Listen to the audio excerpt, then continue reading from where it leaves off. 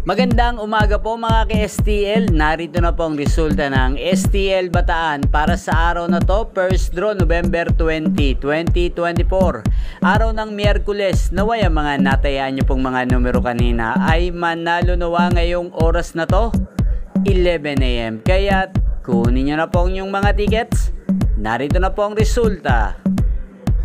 Ang mga numerong nanalo sa STL Bataan ngayong umagang ito, November 20, 2024, 11 AM. First draw result, 16 at 24 in exact order. Sa lahat po ng tumaya kanina para sa first draw ng 16 at 24, congrats po sa inyo. Panalo po kayo. Again, 16 at 24 in exact order. At shoutout po natin ngayong umagang ito sa STL Bataan si Ate Ciara. Ate Ciara ng Bataan, shoutout po sa iyo. Naway isa ka po sa swertihin ngayong araw na to sa STL Bataan. At sa lahat po ng mga taga Bataan, shoutout po sa inyo. Lalong lalo na po sa aking mga subscribers sa Bataan. Shoutout po sa inyo.